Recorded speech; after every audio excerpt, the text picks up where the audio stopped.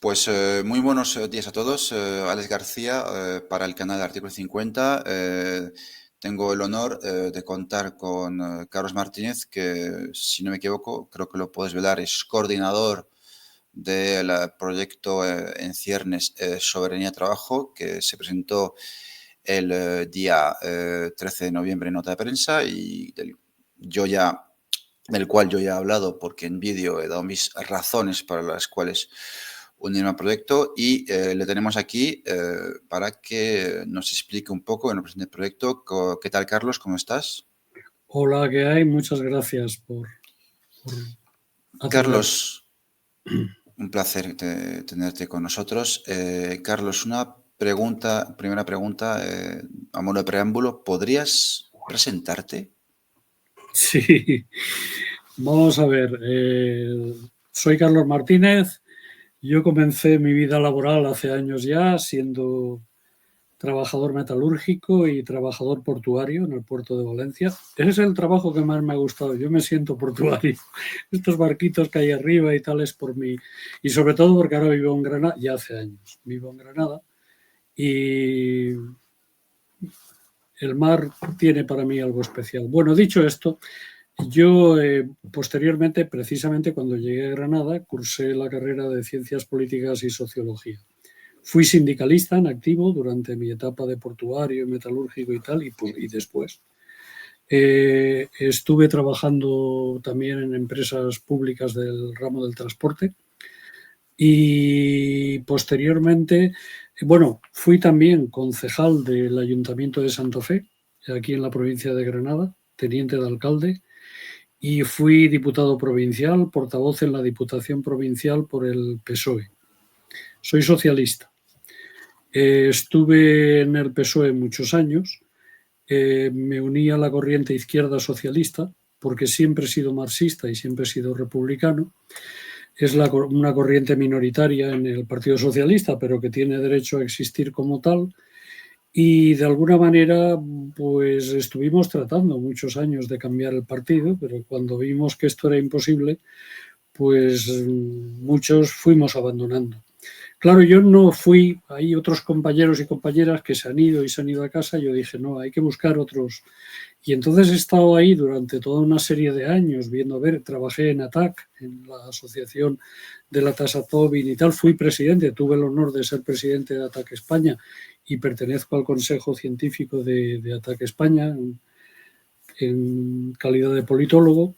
Estuve trabajando también, precisamente por ser politólogo, en Venezuela, asesorando, dicho sea humildemente y entre comillas, a Hugo Chávez, es decir, trabajé en Miraflores para él, haciendo informes, historias, estuve ahí unos meses.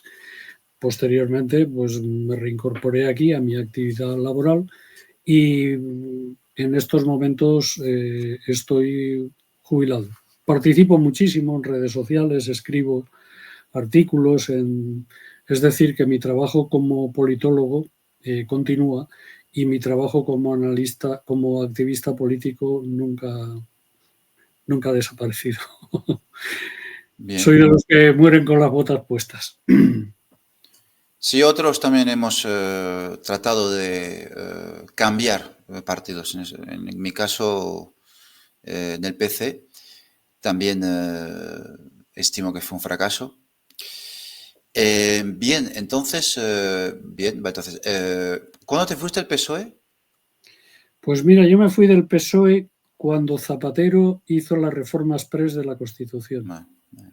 En protesta por las reformas exprés de la Constitución, porque además yo he de decir que del PSOE, yo estuve un tiempo buscando que me expulsaran incluso, ¿no? Haciendo de... Y a mí no me... Porque en el PSOE es muy difícil, que no ocurre como en Podemos, ¿no? Que te descarrías y te tiran. En el PSOE no expulsan a nadie. Ahora con Sánchez es cuando hay una posición más... menos participativa, incluso con Felipe González. Yo de Felipe he dicho burradas y a mí no me han abierto nunca un expediente ni nada de nada. La verdad es que les daba igual. La verdad es que tampoco pensaban, bueno, es una minoría, tampoco. Pero, claro, pero Pero no, he de decir que yo he mantenido peleas muy duras con otros compañeros y compañeras, hemos mantenido peleas duras, hemos ganado a Felipe. Felipe perdió cuando el Congreso del Marxismo, aunque luego nos volvió a ganar en lo que se llamó el 27,5, que luego en el 28 pues nos crujió. Y Felipe perdió también en la opción con Borrell, cuando Borrell era otra cosa, y le ganamos a su candidato que era Almunia. Es decir, que han habido movimientos, pero luego hubo un momento que eso pasó y ahí ya no había nada que hacer. Pues yo decía siempre, digo, en el PSOE puede ser que logres tirar un secretario general, pero lo que nunca vas a tirar es al Banco Bilbao o ahí a los botines, al Banco de Santander. Al final te encuentras con el Banco Santander. Entonces ya no podía seguir allí. Y lo de la reforma express de la Constitución, pues hombre, es verdad que Zapatero sacó las tropas de Irak y estas cosas, pero lo de la reforma express yo lo vi tan duro y tan bestia que yo no podía seguir en ese partido. Sí. Fue un hecho que sin duda marcó la historia de España, por lo menos la historia de la Constitución española. Como tenemos algo de tiempo, entonces quisiera incidir en algo. Entonces, lo que está diciendo es que ahora con Pedro Sánchez se han puesto más duros a la hora de hacer purgas. ¿Eso es lo que quieres decir? Sí, eso es lo que quiero decir. En estos momentos en el Partido Socialista Obrero Español, que por cierto es una escisión del PSOE, es una escisión. Felipe González escindió. El secretario general del PSOE era Rodolfo Llopis, un caballerista, seguidor de Largo Caballero, igual que servidor, es decir, marxista, republicano y además firme creyente en la lucha de clases, fundamentalmente en la lucha de clases. Entonces, bueno, a partir de ese momento, que es el Tribunal Supremo el que decide quién tiene el PSOE, es el Tribunal Supremo en época de Suárez, y decide que lo tiene Felipe.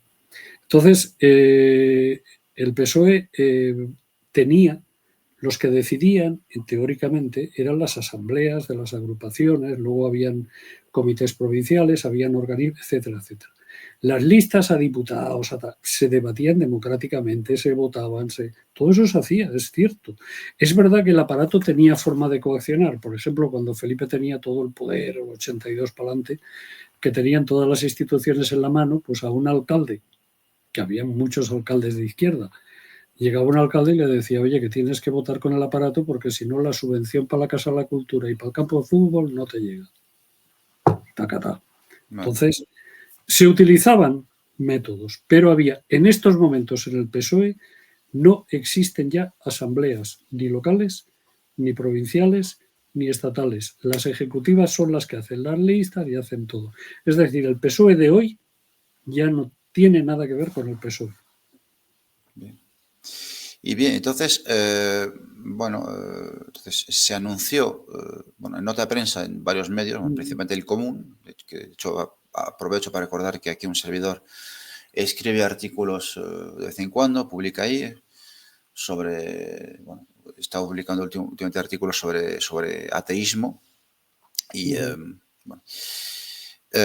se publicó en el diario una nota de prensa anunciando que se quiere, corrígeme luego si me equivoco, quiere fundar un partido, Fuerza Poética. Sale la imagen de Javier Couso, entonces eso también implicaría la necesidad de plantear la pregunta de qué papel ocupa Javier Couso ahí, o qué es lo que es, qué cargo ocupa ahí, qué es lo que presenta. Pusisteis vuestro email de contacto, yo te contacté contigo. Y en fin, Carlos, ¿qué es Soberanía de Trabajo y por qué surge? Mira, Soberanía, Javier Couso, en estos momentos existe un comité promotor que es puramente provisional. Yo soy el coordinador del comité promotor, pero de una forma provisional. Yo espero que el secretario general del partido, una vez hayamos tenido el congreso, sea otra persona, y sea otra persona más joven, nada más. Y yo la apoyaré. Entonces, el papel de la gente que hemos iniciado es simplemente que hemos iniciado el proyecto, hemos promovido el proyecto.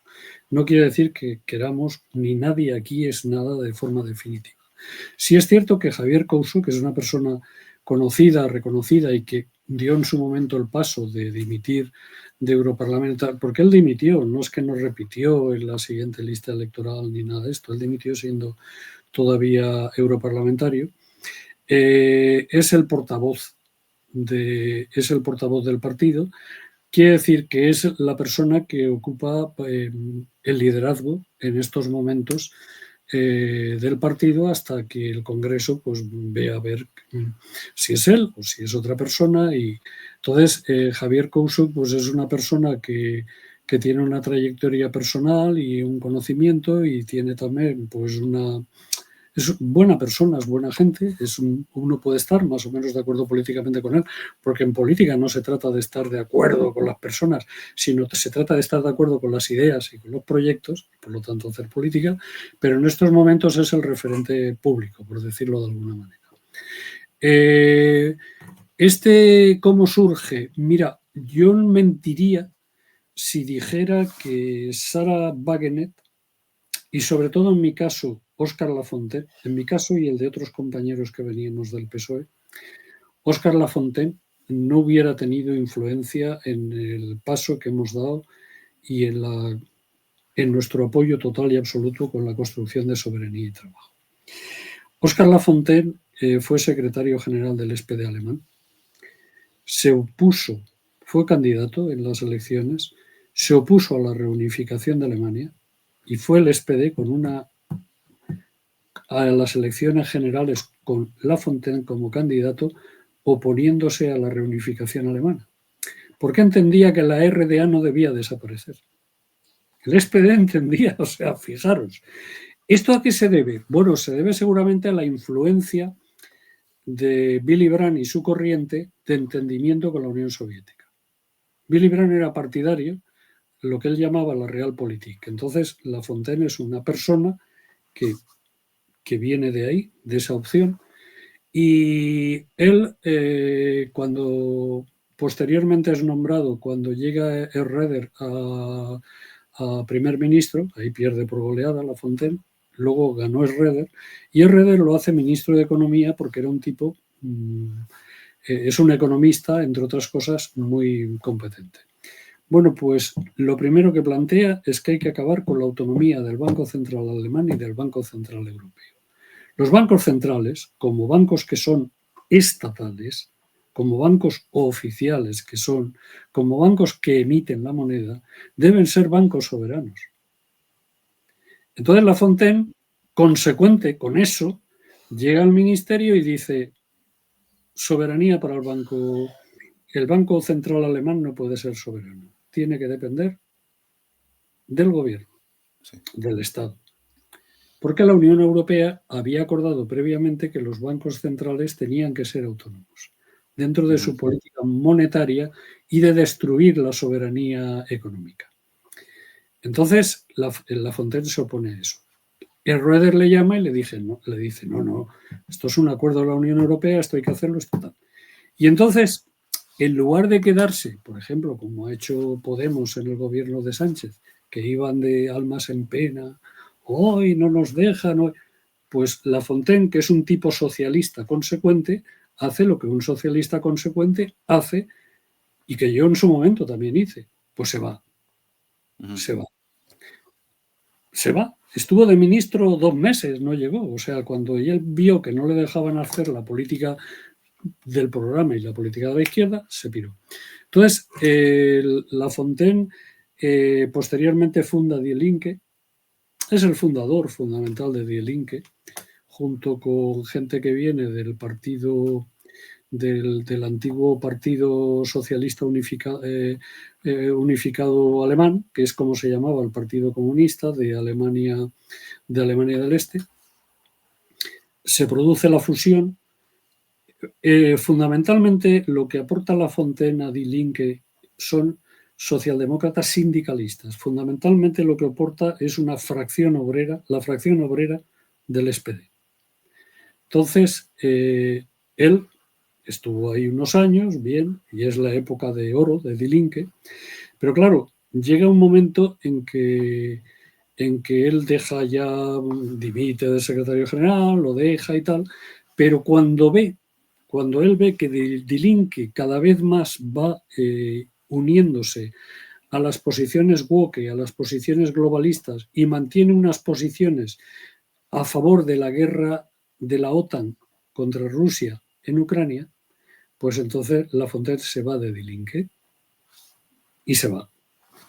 Y se va antes que Sarah Wagener, que, o casualidades de la vida, es su esposa, ¿no? ¿O era? Su esposa. Es. Sigue siendo. Y además, por lo visto, se llevan muy bien. Es verdad que es el cuarto matrimonio de Lafontaine, esto ya es salsa rosa, ¿no?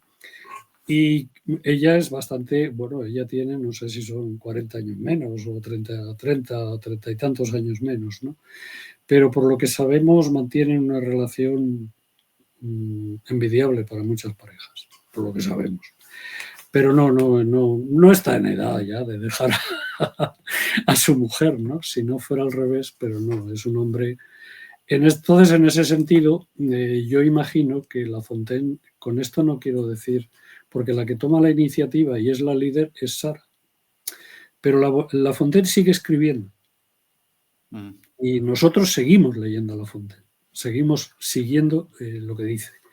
Y entonces llega un momento que Sarah Wagener da el paso, monta el BSV, y claro, lo del BSV es un revulsivo en toda la izquierda, y hay personas que estamos un poco ahí buscando, oye, ¿dónde podemos trabajar que nos sintamos ante todo el avance del woke, el descrédito de Podemos? He de decir que a mí Podemos nunca me ilusionó. Yo lo comprensible, ¿eh? Yo lo he escrito, ¿no? O sea, lo tengo escrito, tengo en mis vídeos, en mi canal de YouTube.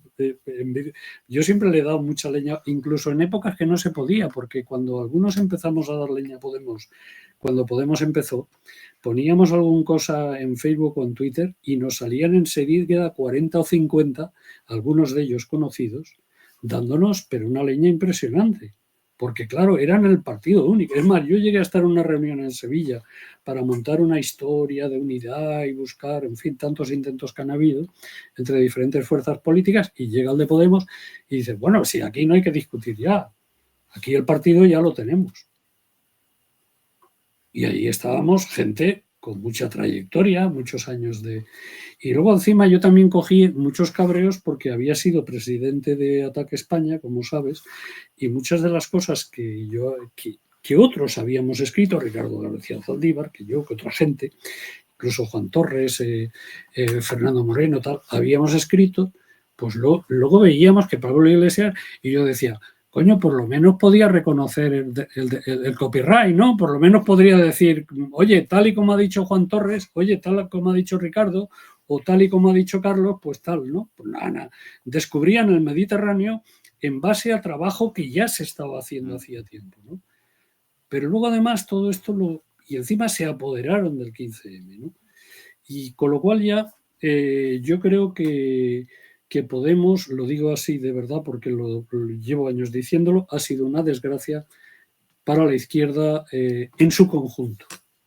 Incluso para la posibilidad de volver a rearmar la izquierda. Porque mira, hay gente que a veces nos está escribiendo ahora el email y nos dice, oye, pero nos vais a defraudar, oye, pero nos vais a volver a... Porque claro... Podemos cogió mucha gente que venía de... Y entonces Podemos estar en una situación muy mala. Y de Sumar, pues ya no hablo. De todas formas, tanto Podemos como Sumar son la muleta necesaria para el PSOE sanchista. Y ese es su papel. Punto. Y entonces, pues podrías definir, aunque sea brevemente, si quieres, cuáles son los ejes principales de programa que va a tener, bueno, aunque sé que creo que se está discutiendo todavía algunas cosas, pero cuáles son los puntos principales del programa, cuáles son las causas que va a abanderar sobre el trabajo. Entonces, ya has dicho la lucha contra el wokismo, sí, eso, y ¿qué más? Sí, la lucha contra el wokismo y contra el globalismo, porque la cuestión del globalismo es importantísima, porque Podemos no solo está en el bloque, está en el bloque y el PSOE. El PSOE que antes no estaba y ahora está en el bloque. Por interés, o sea, Sánchez es bloque porque le interesa tener a Sumar y a Podemos ahí en la historia esta. Y luego también por influencia del Partido Demócrata de los Estados Unidos, ¿no? El globalismo. El globalismo es terrible, es muy grave. Y el globalismo además hay que combatirlo porque si no el globalismo nos lleva a la Tercera Guerra Mundial. Por ejemplo, la decisión que tomó ayer Biden tras un bombardeo intenso de los rusos con misiles sobre Ucrania fue permitir que los misiles de largo alcance de Estados Unidos puedan utilizarse por Ucrania para bombardear Rusia al interior de Rusia. Pero esto es una boutade, que diría un cursi. Quiero decir, para tirar esos misiles hacen falta técnicos que Ucrania no tiene. O sea, soldados o militares especializados, porque eso no es fácil. ¿Qué quiere decir? Que si acaso los tiran, serán con técnicos con militares norteamericanos. Es decir, que no solo será armamento norteamericano, sino tropas norteamericanas que llevan tiempo. Sobre todo los británicos llevan mucho tiempo luchando en los frentes de Ucrania, ¿no? Y ahí Rusia, imagino que por no liarla está teniendo una gran paciencia, pero que evidentemente estos son temas que nos abocan a la Tercera Guerra Mundial. Luego hay otra cuestión que también nos diferencia. Consecuentemente, con el tema del globalismo, es imprescindible la salida de la OTAN. De la OTAN hay que salir, pero también hay que salir de la Unión Europea. ¿Por qué? ¿Por qué? O sea, nosotros abogamos por la salida de la Unión Europea. So pena que el Congreso de febrero me rectifique, que no creo. Espero que no, espero que no. Muchos estamos ilusionados. Abogamos por la salida de la Unión Europea. Entonces, vamos a ver. ¿Por qué la cuestión de la Unión Europea, por qué es fundamental? Primero, la Unión Europea es una hijuela, que decíamos en transporte, es un ente ligado total y absolutamente a la OTAN. Porque la OTAN no solo define políticas militares, la OTAN define políticas de seguridad, que es un concepto más amplio, y dentro de la definición de políticas de seguridad define políticas económicas. Porque las políticas económicas y la economía forma parte de las políticas de seguridad. ¿Seguridad para quién? Seguridad para el imperio. Entonces, lo que define, la Unión Europea es un apéndice de la OTAN. Entonces, si uno es consecuente y dice hay que irse de la OTAN, tiene que decir hay que irse de la Unión Europea. Y luego porque la Unión Europea ha participado, la Unión Europea le ha hecho mucho daño a España. Joder, es lo menos que se puede decir. El discurso oficial dice que gracias a la Unión Europea, y la gente debe saber que la Unión Europea, para ingresar en la Unión Europea, tuvimos que destruir nuestra industria pesada. Sí. Tuvimos que renunciar a construir barcos, que éramos una potencia. Tuvimos que destruir nuestra siderurgia. Y tuvimos que destruir nuestra minería. Y paulatinamente estamos destruyendo nuestra agricultura. Sí, total, sí. Y a cambio de eso nos constituyen en potencia turística y en la casa de putas oficial de Europa y el mundo. Eso es el papel al que nos tiene destinado la Unión Europea. A ser un sitio donde puedan venir un fin de semana a emborracharse y a echar un polvo barato, y por otro lado, la única actividad económica que permiten, porque el turismo la necesita, es el ladrillo. Entonces, en España en estos momentos, y lo han conseguido, porque si tú vas por y esto es una cosa que yo invito, si vais por los polígonos industriales, que hay muchos, se puede ver perfectamente, incluso se están haciendo nuevos, se puede ver perfectamente que la mayor parte de las naves que hay en los polígonos industriales no son naves de producción, son naves de almacenamiento, de logística y, en cualquier caso, de ensamblaje de piezas que vienen De o de fuera. China o de Alemania. Entonces, Alemania hizo, y la Unión Europea nos mandó muchos millones para hacer toda la red de autovías, pero la red de autovías se hizo no pensando en que vinieran más turistas, sino en que los trailers de Alemania llegaran más rápido a España y a Portugal. Sí, bueno, también quisiera aprovechar para decir una cosa, es que yo leí el libro de Juan Francisco Martín Seco, que fue en su día asesor de Anguita, y es verdad que hemos recibido dinero de la Unión Europea, porque claro, lo que la gente no tiene presente es que todos los países aportan algo, por supuesto, Unión Europea, y luego está la diferencia entre lo que tú aportas y lo que tú recibes. Entonces, España durante mucho tiempo ha sido receptor neto, pero tampoco nos flipemos tanto porque, como dice Martín Seco, nunca esa cantidad de dinero que recibimos neto nunca ha supuesto más del 1% del PIB. O sea que tampoco nos flipemos pensando que es una cantidad gigantesca y que los alemanes nos han regalado un montón de dinero, ¿no? O sea, es decir, bien, ¿y dónde proseguir? Ah, sí, antes de abordar luego de qué forma las personas que estén escuchando este vídeo podrían ayudar, tengo dos preguntitas. Mira, te las voy a hacer las dos. Una, o sea, Unión Europea, eso implica el euro. En este canal hemos tratado las cuestiones monetarias. La pregunta sería, tú, Carlos, ¿qué beneficios le ves a la salida del euro? Y luego, segundo, dice bueno, es un matemático, pero también literato francés, bueno, que se llama Arnaud Pinsky, que debe ser un golista. Claro, lo que él plantea en un libro que se llama, bueno, El síndrome del hortelano, que con la Unión Europea, los Estados Unidos hacen a los países europeos una guerra económica, ¿no? Que creo que va en la línea que tú dices. Entonces, dime si ese análisis te parece certero.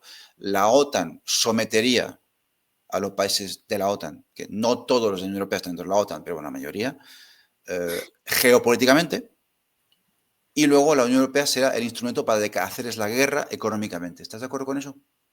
Estoy de acuerdo, total y absolutamente. Es decir, que la Unión Europea se ha convertido en un instrumento en manos de Estados Unidos. Bien. Y ese instrumento en manos de Estados Unidos desde un punto de vista militar, pero sobre todo desde un punto de vista económico.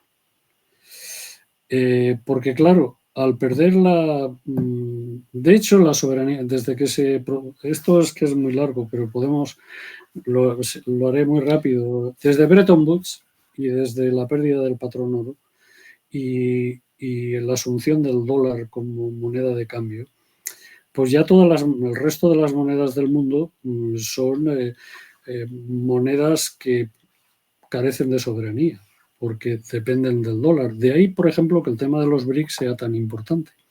Porque una de las cosas que los BRICS están haciendo bien es que están luchando por su soberanía monetaria.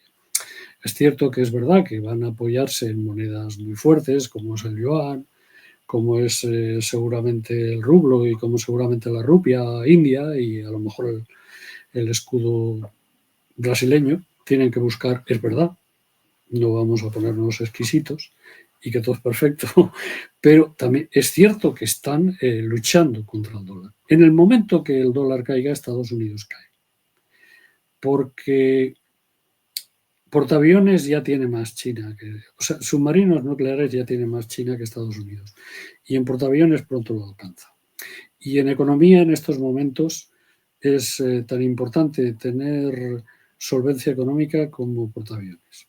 Esa es la situación real que hay en el mundo. Todo lo demás son tonterías. A mí me preguntaron un día, ¿cuándo sobrepasará China a Estados Unidos? Yo dije, ya la ha sobrepasado, en mi opinión. Cuando tenga más portaaviones que Estados Unidos. En estos momentos son más efectivos los submarinos con misiles balísticos que un portaaviones. Tiene más. Entonces, ya está. Entonces, lo que hay que hacer, lo que tienen que hacer es tirar para adelante. Porque esto nos puede ayudar mucho a nosotros. Nosotros somos una colonia de Estados Unidos y además nos tratan muy mal, porque cuando quieren nos ensalzan, nos compran y tal, y cuando quieren nos meten aranceles. Y ahora con el tema, por ejemplo, de la guerra de Ucrania, que es el último acto de maltrato que ha habido con respecto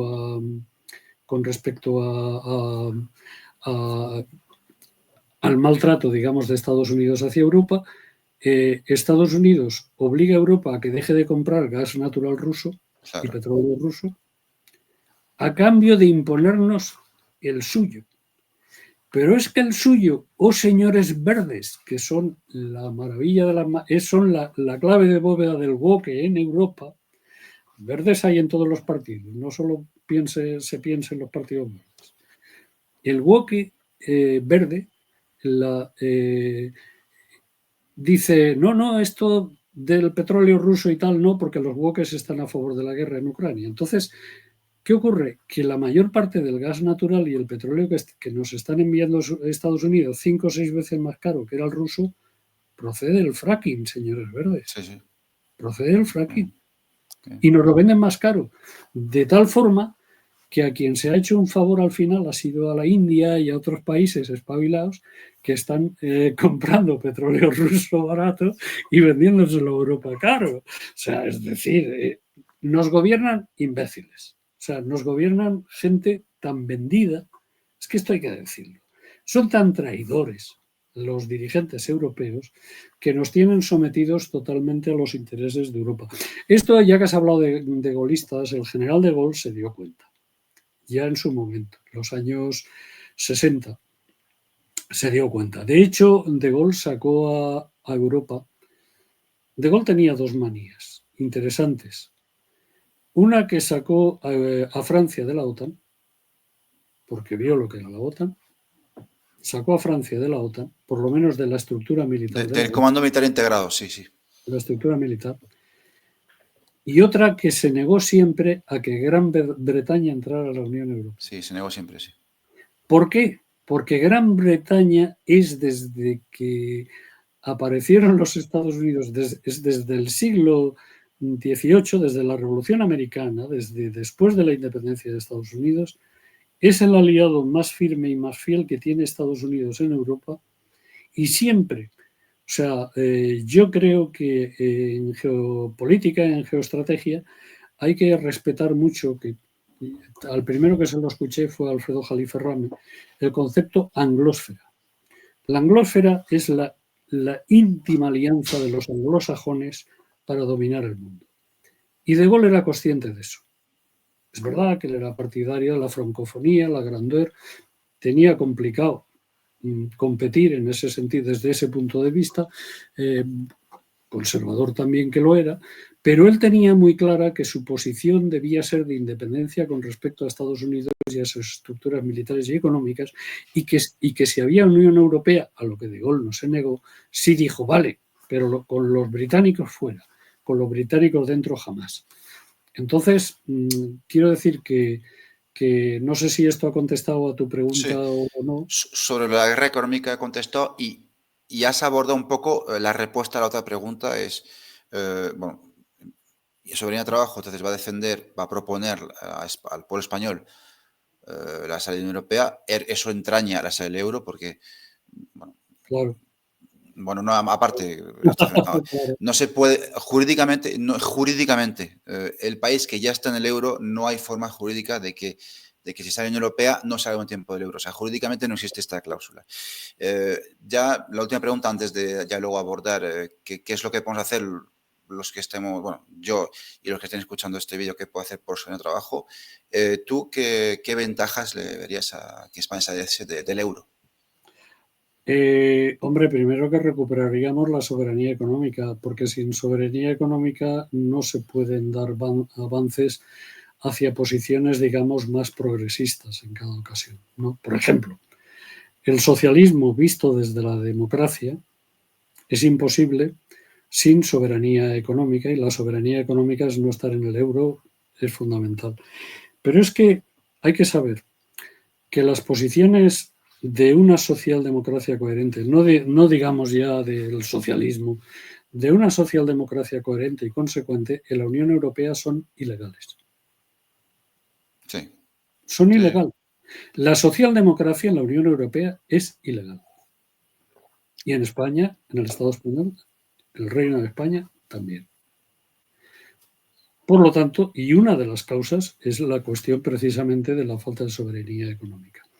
Por otro lado, también hay que buscar una alternativa. Entonces hay que estudiar, yo no digo que, pero hay una propuesta de Carlos García Hernández que es muy interesante, que es que España se una a los BRICS.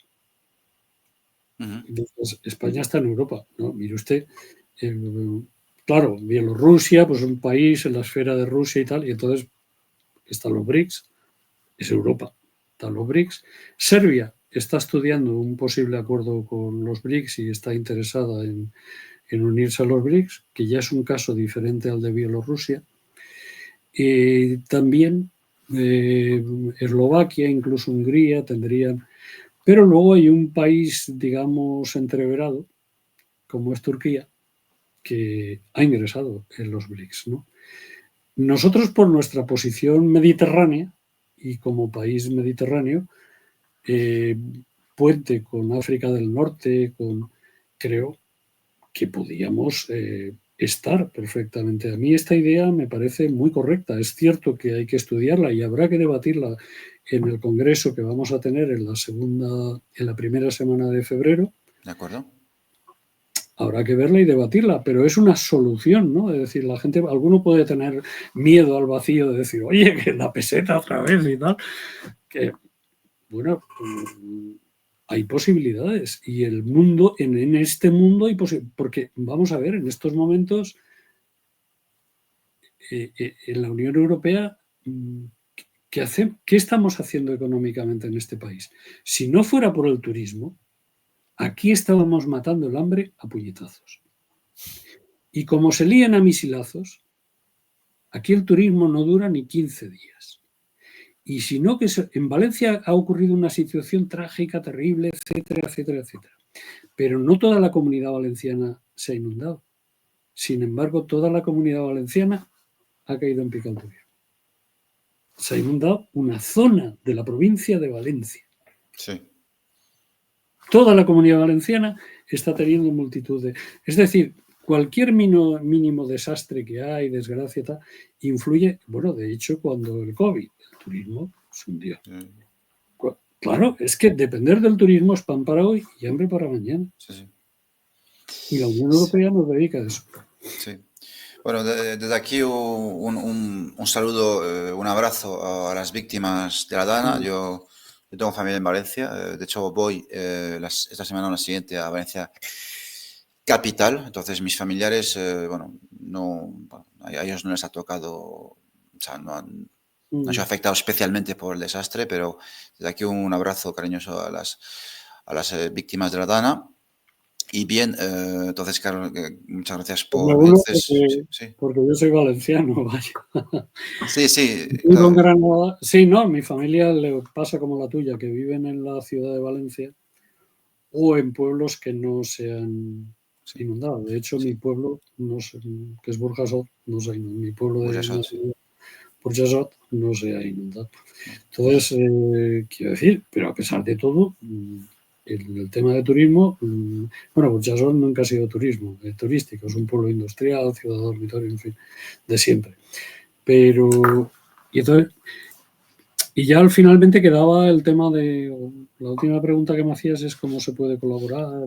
Sí, pues mira, sí, queremos hacer una entrevista breve para que, bueno, porque es verdad que yo he notado en mi canal que a más largo el vídeo, luego la gente, esto es inversamente proporcional luego a la gente que potencialmente puede verlo, aunque bueno, también hay excepciones, pero efectivamente la gente suele ver más los vídeos de mi canal que son más cortos. Entonces habéis dejado un email que se puede consultar en varios medios, entre ellos el común. Parece que es un proyecto todavía en ciernes. Carlos, los que estén huérfanos de un partido soberanista de izquierdas, ¿qué podemos hacer para contribuir? Bueno, pues yo creo que vamos a construirlo. Hay un correo electrónico que es soberanía-y-trabajo@gmail.com, todo seguido soberanía y trabajo, ya sabéis, los correos. Y lo que nosotros estamos haciendo es un llamamiento a toda la gente que se siente engañada, ninguneada, pero también a la gente que sin haber tenido experiencia política piensa que ha llegado la hora de hacer algo diferente porque todos los partidos que nos gobiernan, todo el arco parlamentario, no son los que nos haya engañado, es que ha fracasado, porque en estos momentos su política está plenamente ligada a un caos y a una estructura decadente que se llama Unión Europea. Y si queremos futuro, tenemos que construir cosas diferentes. Gente que no nos una al desastre y nos lleve al caos y a la crisis. Pero por no ponerme terrible, desde la ilusión de construir un partido que defienda la soberanía, es decir, nuestros intereses desde una posición independiente, un partido que también a su vez sea independiente de la estructura del Estado. No tenemos nada que ver con el régimen del 78. De hecho, apoyamos tanto a quienes promueven un referéndum sobre la forma de Estado, monarquía, república como un proceso constituyente, porque esta Constitución entendemos que es una carta otorgada negociada en muy malas condiciones con el franquismo que es un día, pero que seguía teniendo la división acorazada Brunete y la Guzmán el Bueno para mantener sus posiciones políticas, y una constitución que se negoció bajo esas condiciones no es una constitución democrática. Por lo tanto, tenemos ilusión en cambiar y tenemos ilusión en que lo cambiéis. Es decir, lo que estamos ofreciendo también es una herramienta de trabajo para que juntos construyamos algo diferente, que no tenga nada que ver con lo que hay, por lo tanto que no sea woke, por lo tanto que defienda los valores tradicionales de la izquierda. Y ojo, pretendemos ser un partido político tradicional, es decir, con afiliados, con cuotas, con órganos decisorios como son asambleas, que democráticamente elijan y tal, pero con una estructura que se pueda controlar. Porque ¿qué ocurre en los partidos cuando no hay estructura definida y que se puede controlar? Que manda uno. Que manda uno. Eso hay que evitarlo, ¿eh? Hay que Todo evitarlo. este asamblearismo que viene del 15M, no lo digo por meterme con el momento inicial del 15M, inicial, insisto. Todo el movimiento este de que a los partidos se apunta uno simplemente porque sigue una página web y que luego los inscritos no sé qué, que al final nadie controla ni sabe quién son, ni tiene... Todo esto al final acaba conduciendo a que el macho alfa manda y domina. Porque se ha cargado toda la estructura de Sí, participación del partido de... como aquel que en Podemos dijo, aquí mando yo. Pues sí, pues sí. ¿Quieres decir algo más o porque te he interrumpido o no? No, yo tampoco quiero que esto dure Sí, para sí. que nos puedan ver, y efectivamente coincido contigo que lo bueno si breve dos veces bueno. Bien. Y espero Sí. que les Bueno, interese. es que también depende del entrevistado. Tú es que eres como yo, una persona que da respuestas cortas, concisas, pero muy claras. Entonces, nada, lo último, compartir pantalla, simplemente para mostrar el email. Como veis aquí en la pantalla que comparto, por aquí, nada, la nota de prensa que salió publicada en el diario El Común, y aquí tenéis el email, soberanía-y-trabajo@gmail.com, nada, poneros en contacto con su trabajo a través de este email, como hice yo. Luego ya Carlos, que es el coordinador, os pondrá en contacto con el representante delegado de la provincia en que estéis, si es que lo hay. Bueno, si no, supongo que se construirá.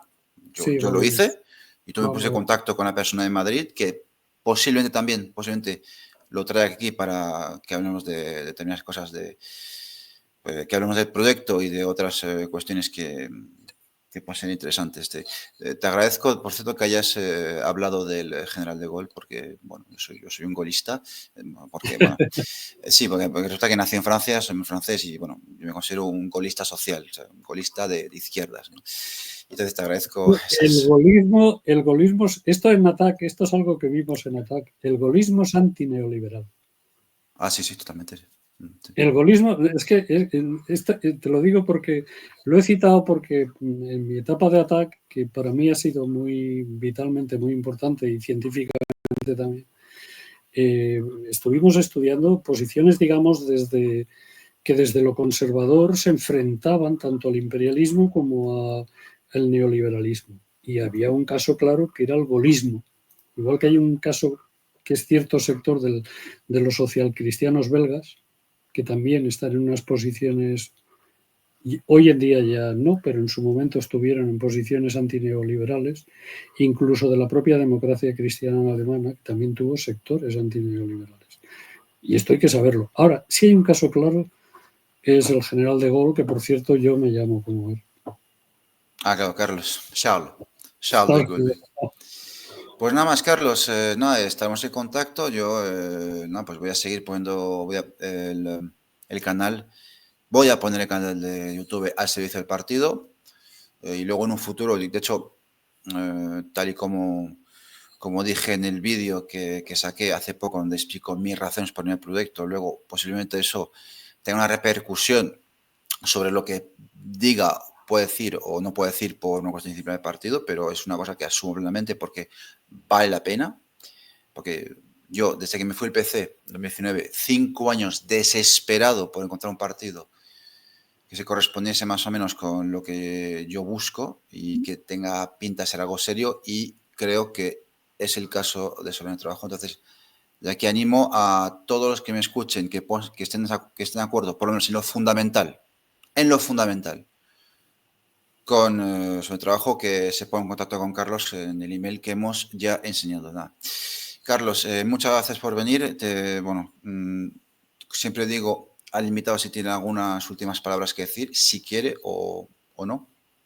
Simplemente agradecerte. Yo creo que estarte muy agradecido tanto por tu valiosa aportación como también por esta entrevista que nos da oportunidad de ponernos en contacto con la gente e invitarlos a que yo espero que Alex tú juegues un papel importante, interesante, y espero que otra gente que venga, y efectivamente ya van apareciendo núcleos de gente interesada en Madrid. Por cierto, hay un núcleo muy interesante que se puede poner dentro de poco en marcha, que es en Valencia. En Valencia hay bastante gente.